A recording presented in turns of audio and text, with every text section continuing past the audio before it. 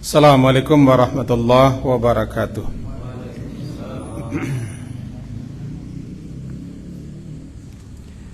Mari kita awali kajian kita perdana.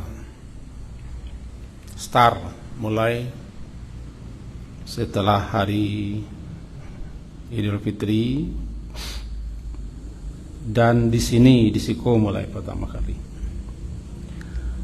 dengan Bismillahirrahmanirrahim. Alhamdulillahirabbil alamin, wassalatu wassalamu ala Rasulillah wa ala alihi wa ashabihi ajmain. Melanjutkan kajian kita yang biasa, mempelajari kitab Riyadhus Shalihin. Kalau sebelum Ramadan yang kita pelajari adalah masalah fadilah puasa dan hal yang berkaitan dengan puasa, maka kembali kita lanjutkan bab yang biasa, itu bab tentang salat. Masuk kepada bab yang ke-194 di sini, tentang fadlus safil awal, keutamaan saf yang pertama,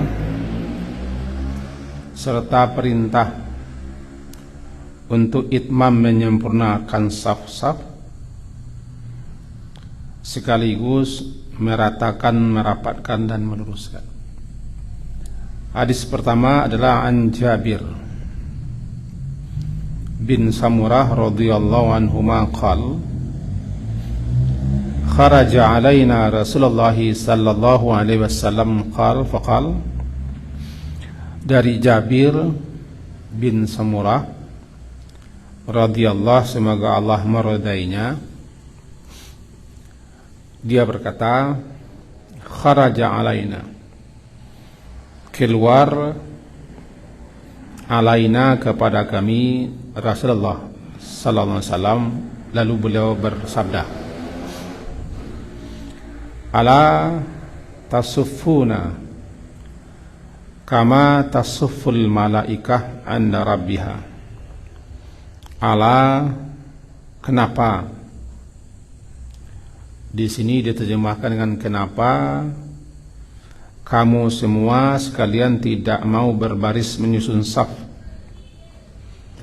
Kama tasuful malaika, sebagaimana bersaf-safnya, berbaris-barisnya malaikat anda rabbiha, di hadapan Tuhan mereka. Fakulna, maka kami berkata, ya Rasulullah, wa kaifa tasuful malaikatu anda rabbiha. Bagaimanakah bersaf-safnya, berbaris-barisnya malaikat di hadapan Tuhan mereka? Qal, beliau bersabda, yutimmun nasuful awal. Yutimmun, mereka itu menyempurnakan, yutimmun, saf atau barisan yang pertama, wa yatarasuna fis saf, dan mereka itu merapatkan barisan saf masing-masing. Rawahu Muslim, hadis diriwayatkan oleh Imam Muslim nomor 430. Mari kita pahami. Hadis itu bicara kepada kita pertama, Nabi sallallahu alaihi wasallam biasanya beliau belum mau bertakbir setelah iqamat dikumandangkan, diserukan oleh muazin. Sebelum beliau menoleh, melihat, memperhatikan saf-saf, beliau merapikannya, memberikan berbagai macam perintah-perintah, termasuk teguran-teguran, bahkan ada ancaman-ancaman sesuai dengan kondisi keadaan saf ketika itu. Jadi beliau tidak melulu mengatakan saw. Ada sekian banyak variasi kalimat yang beliau sampaikan, ia sesuai dengan keadaan bagaimana saf ketika itu. Kalau safnya sudah rata lurus, beliau nggak perintah itu. Yang lain beliau perintah. Yang penting beliau mengatur. Di sini dapat pelajaran pula kita para imam juga harus begitu. Jangan segan-segan menoleh melihat ke belakang memperhatikan. Menyuruh merintah dengan bijak. Jangan seperti orang marah sedang merintah. Ya, bisa jadi ada orang yang di belakang ada orang tua, guru-guru, atau orang alim yang dia tidak mau jadi imam karena dia merasa tidak pantas patut jadi imam, atau dia orang yang lewat, cuman dia orang alim, orang mulia, orang terpandang, orang terhormat. Ya tidak wajar pula kita bahasanya itu bahasa yang sifatnya mengajak. Nah, ini harus memperhatikan jamaah. Dan tidak perlu bahasa Arab, karena jamaah kita tidak orang Arab. Rata-rata mereka tidak mengerti bahasa Arab. Akan dibilang begini, sau, atau atimus sufuf, suddul khalal, linu manakibakum, rusu, tidak mengerti mereka. Apa ini? Mencingangok sebelah.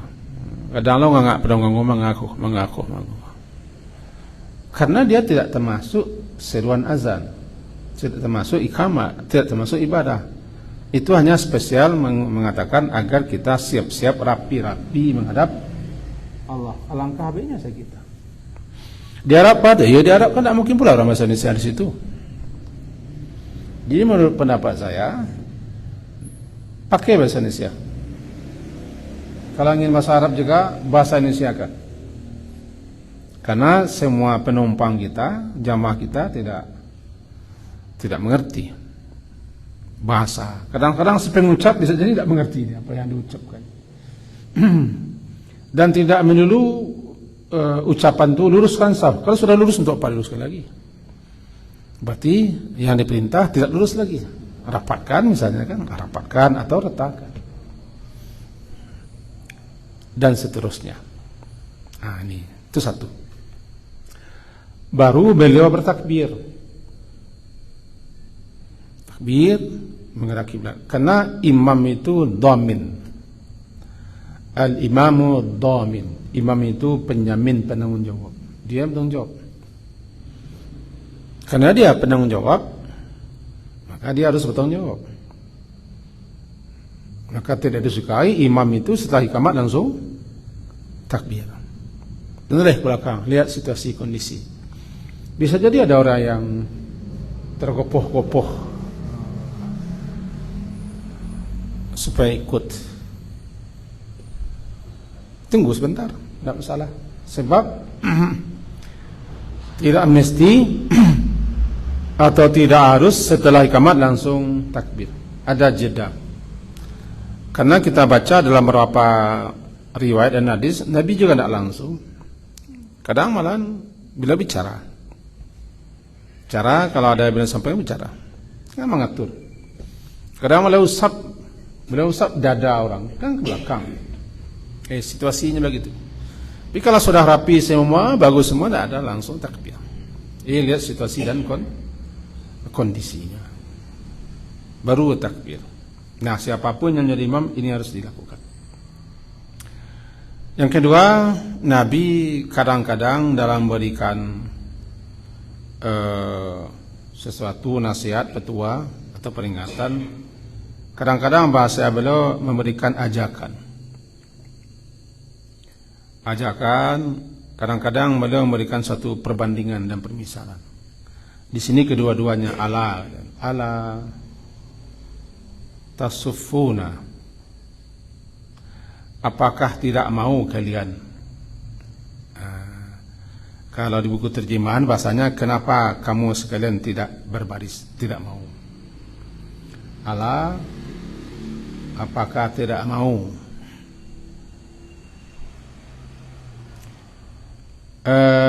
Tasufuna, kalian atau kamu semua bersaf-saf atau berbaris menyusun saf.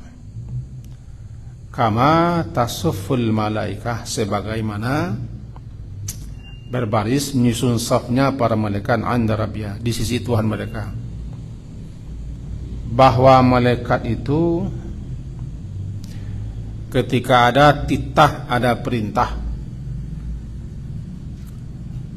mereka menyusun barisan, menunggu titah perintah. Kadang-kadang mereka Jibril lah perintah untuk menyampaikan itu semua. Itu menunjukkan kesiapan mereka. Malahan ada salah satu surat namanya surat As-Saff, surat yang ke-61, As-Saff ya. Itu kan gambaran tentang saf. Allah mencintai saf yang teratur dalam perang. Kan ya? Dan ada lagi surat namanya surat As-Saffat, surat yang ke-37. Allah bersumpah demi saf yang teratur. Malaikat-malaikat sangat rapi, sangat teratur barisannya. Dalam surah Al-Fajri begitu bunyinya, waji'a rabbuka waji'a yawma idzin, apa, waja'a rabbuka yawma idzin, waja'a rabbuka wal malaku saffan saffa. Malaikat datang Tuhanmu, malaikat sudah mengatur saf-safnya. Dalam surat yang lain juga begitu. Bahkan nanti di hari kiamat menurut Imam Ibnu Katsir dalam kitabnya bahwa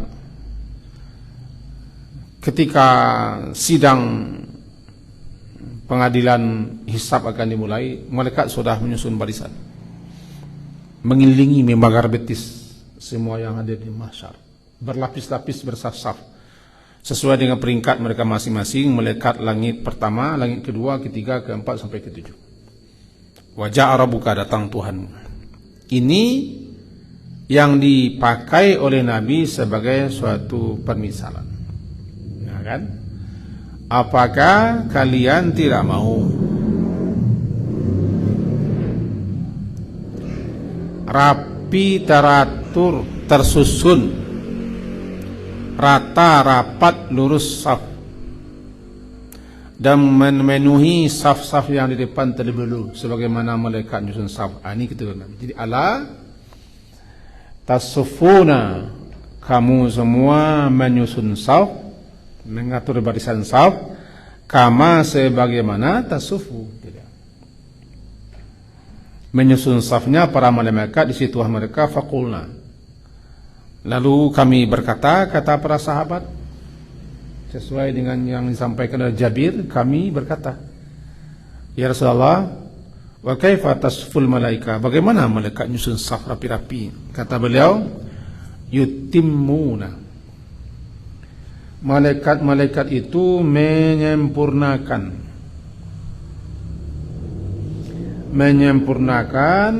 saf yang pertama, artinya memenuhi terlebih dulu saf yang pertama.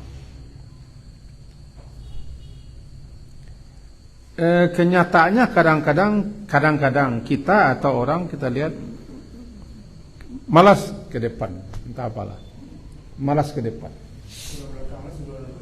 Itu kadang-kadang karena dia sudah di situ malas bergeser, atau tikarnya sudah ada di situ malas mengangkat tikar. Muka aja. Ini nak mau ke muka, bisa jadi ada. Dan kita lihat memang ada. Sahabat-sahabat Nabi suka sekali saf depan di sebelah kanan. Ada sahabat yang bercerigi besok kita, suka di kanan saf pertama. Kenapa? Alasan mereka ingin, mereka lah yang pertama kali mendapat salam Nabi. Nabi kan salam pertama ke kanan. Mereka yang dikasih salam pertama. Itu salah satu kesukaan mereka, di samping belakang imam. Di depan itu kan bukan harus di belakang imam. Di belakang imam kan orang spesial, orang-orang lunuha, orang yang sudah dewasa, orang-orang yang alim, yang nanti bisa jadi dia menggantikan imam kalau imamnya batal wudhunya, atau nanti imamnya salah, keliru, atau ada kelupaan dia yang betulkan. Dulu ketika Umar bin Khattab ditikam sedang imam salat subuh dan luka, itu yang mengantarkan kematian beliau. Beliau pegang perut, beliau tarik orang di belakang beliau ke depan. Ini juga suatu pedoman kita. Kalau imamnya ada uzur, lepas wudunya, atau batal, atau sakit, atau apa, tidak mampu melanjutkan jadi imam, dia tarik. Kalau tidak mengerti orang belakang, dia harus tarik ke depan. Jangan sampai yang di belakangnya ini adalah sembarang orang. Di situ diminta kebijakan, kearifan daripada orang-orang. Kalau sang imam mengatakan, Pak di sekolah Pak, biar beliau di sekolah, harus kita terima. Jangan kesal, jangan membantah. Bukankah kita tidak marah ketika duduk di bangku mobil diatur oleh keneknya? Pak, itu berampe, Pak, aku 3 orang saja. Kadang-kadang kasar, saya tidak bangi. Oh, numpang. Oh, itu 2 orang. Empe isinya Pak. Bukan Pak. Tidak ada bangi, itulah. Sebab kita sadar kita menumpang foto orang. Tetapi kadang-kadang dalam salat jamaah bisa jadi ada orang yang tidak mau diajak oleh imamnya. Pak, rapat kata Pak. Ada yang tidak mau rapat. Ada yang tidak mau bagi share. Bahkan disuruh ke sana sedikit agak dongkol. Ya, bisa jadi dia tidak pas, tidak pantas kata imam, tidak pas dia di belakang imam. Jadi imam yang bijak dia mengatakan, Pak, geser Pak, biarlah beliau di sekolah. Ketika itu nampak orang apakah nyolai ikhlas atau mangka agak-agaknya dongkol bahasa Minangnya, mangka agak-agaknya bahasa kaminya. Nampak di wajahnya. Kalau orang tahunya tidak langsung. Orang kalau model-model awak kan awak ke siami, tidak ada sebelah belakang imam, di muka lah, pijam belakang imam, di muka sebelah kanan, penuh kanan ke kiri. Nah, malaikat itu yutimuna, mereka menyempurnakan, artinya memenuhi saf-saf awal. Jadi ketidakpatuhan kepada imam ketika imam mengomando rapek kalurus karatakan, itulah menunjukkan kekurangan sempurnaan salat kita. Jangan disangka kita ndak ba sih imam menyuruh kemuka sepak rapek sepak tandang si kita, ketika itulah kurang nilai sonanya. Nilainya apa? Nilai ketaatan kita kepada komando imam. Ya kita ulang kedua kalinya Pak. Geser sepak apa sepak. Ndak amuah kita. Ketika itu kita lah menunjukkan keengganan untuk mentaati imam. Kadang-kadang itu kita cari ya ada ya. Ndak amuah mana di marah pek sakenek ko ndak amuah orang kabalah. Dalam hadis Nabi kan kita kan wa yatarassuna fis-saf, yatarassu. Yang dikatakan tarassu itu rusus rapat. Orang menyusun batu bata itu namanya merapatkan. Rusus menyusun. Jadi yatarassunya mereka merapatkan sehingga tidak ada celah. Tidak ada ruang. Fala yakunu, maka tidak ada namanya celah tadi, khilal tadi, ada khilal bainahum, ada celah. Tapi bukan berarti memijak mencari kaki orang atau kita terlalu melebar, tidak usah. Kita merapat itu ke arah imam. Kalau sebelah kanan, posisi kita ke arah kiri merapat. Kalau kita di sebelah kiri, ke arah kanan merapat ke tengah. Kalau orang sebelah menyalah kita nak mau rapat, urusannya. Kadang-kadang orang di elo tu bengihnya. Pasti nak do tenang sih. Kalau tenang men tu menunjukkan hatinya agak kurang apa. Ya kurang lah. Jadi kalau kita lah marapekkan ke arah imam, orang sebelah kita nak muah, dia yang salah. Berarti dia suka dan senang di sebelahnya setan berdiri. Sebab setan suka menyelip di sela-sela halal. Halal itu di sela-sela barisan.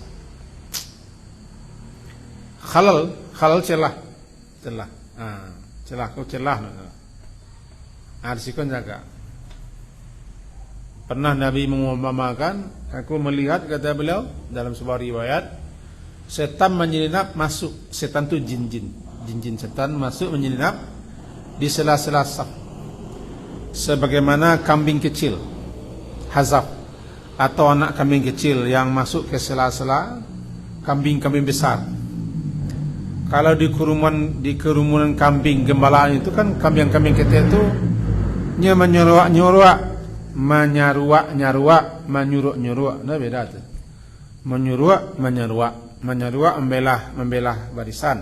Kalau menyuruh ke bawah, jadi menyuruh di sela-sela kambing besar. Begitu posisi kambing di padang gembalaan karena mereka ingin berlindung di bawah kambing-kambing besar. Nah, saya lihat kira-kira begitu bunyinya. Saya lihat setan-setan suka masuk mencari masuk ke celah-celah saf yang kosong, sebagaimana anak kambing kecil atau kambing kecil menyuruh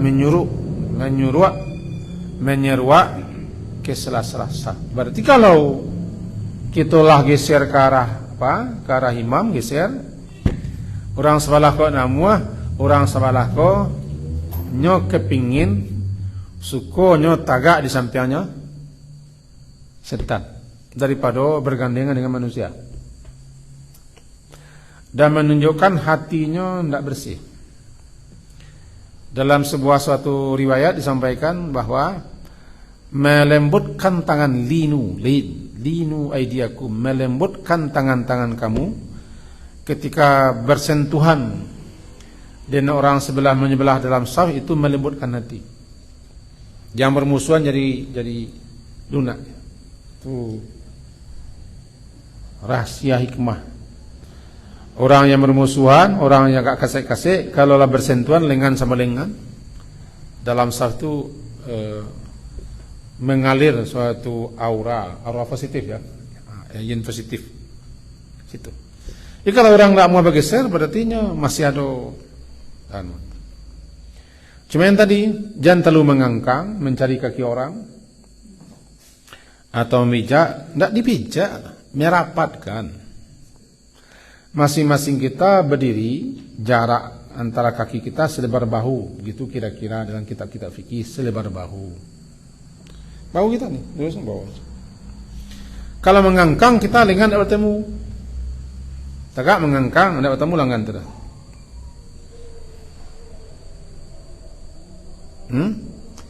Makanya imam-imam besar kita, imam mazhab itu kan tidak sembarang mereka berfatwa. Mereka alim, mereka faqih, mereka rasih dalam ilmunya itu. Jangan enak-enak saja kita menyalahkan imam-imam besar. Kita siapa? Mereka punya dalil, punya alasan itu. Kenapa mereka katakan begini? Jadi kenapa mereka mengatakan dalam kitab-kitabnya selebar bahu? Karena mereka sudah mempelajarinya. Selebar bahu masing-masing. Akan ketemu lengan dengan lengan, sisi kaki dengan sisi kaki. Bertemu dia. Bukan berarti memekokkan kaki, tahu memekokkan?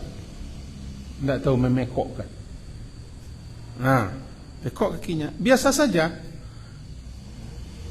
Yang penting sajadah lurus, rata, tidak ada celah. Itu jadi pekok letter orang salah, payahnya. Ketika rukuk payahnya. Terpasuk ketika rukuk nanti mengkut tangannya, tidak lurus lah. Risikonya. Nah, kita barangkali cara memperhatikan dalilnya barangkali berbeda-beda. Nah, jadi kata Rasulullah, bagaimana caranya malaikat kaifa tasuffu al-malaikatu 'inda rabbiha? Bagaimanakah caranya tasuffu, mengatur saf, menyusun saf para malaikat-malaikat 'inda rabbiha, di hadapan Tuhan mereka ketika mereka menerima perintah tugas atau dan lain sebagainya macamnya. Kata Rasulullah, ya mereka menyempurnakan saf yang pertama dan yatarasu, merapatkan, sehingga tidak ada namanya halal, celah-celah di antara mereka. Itu hadis yang pertama, tentang cara Nabi dalam memberikan tausiah kepada sahabat dengan cara memberikan suatu contoh sekaligus menegur secara tidak langsung. Itu menunjukkan ada sahabat-sahabat dulu yang salat, yang safnya kurang rapat, kurang lurus, atau ada yang di belakang tidak ke depan. Nah, ketika itu belum menyampaikan.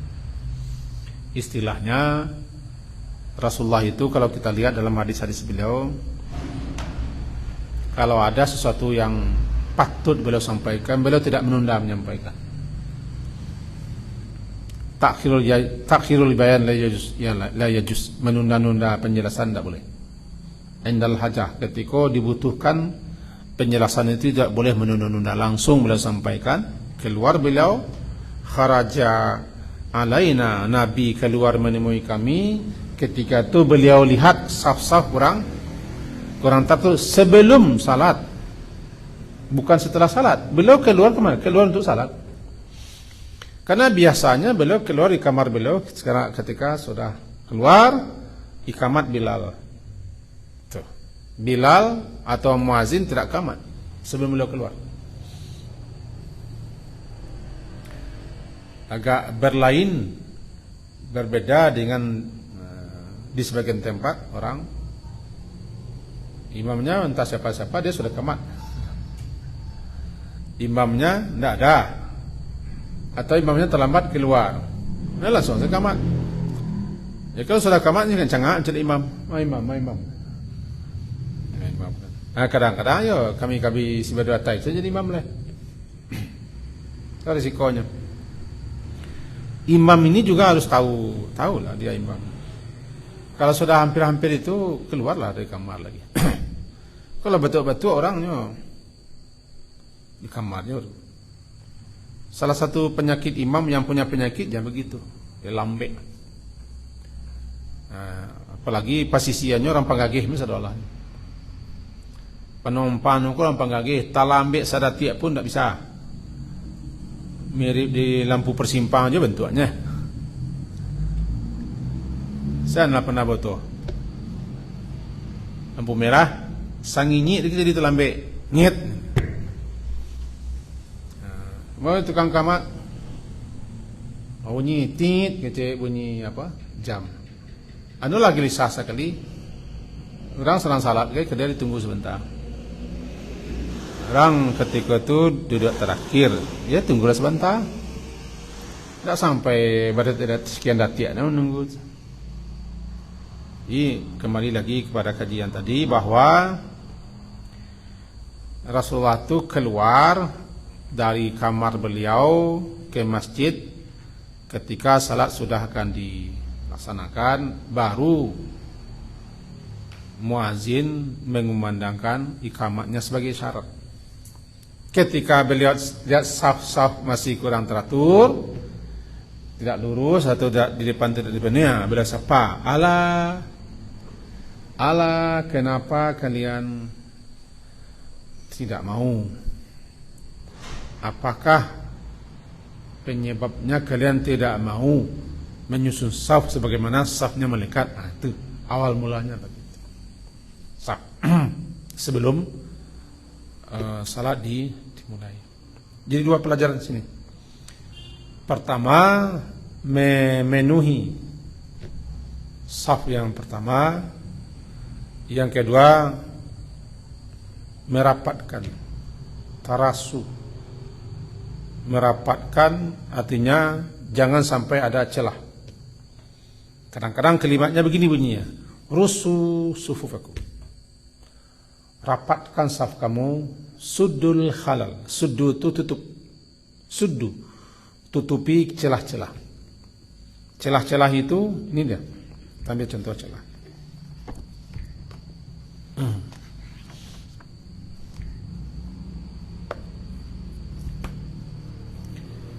Dua kitab kita pecih. Itu halal namanya. Celah. Di celah itulah setan masuk. Kalau suddu, tutup celah. Bagaimana untuk celah? Rapatkan. Rapatkan kaki dengan kaki, sisi kaki dengan sisi kaki, bahu, pangkal lengan dengan pangkal lengan. Rapat. Kalau sawu, itu luruskan. Dari sana kita lihat satu orang.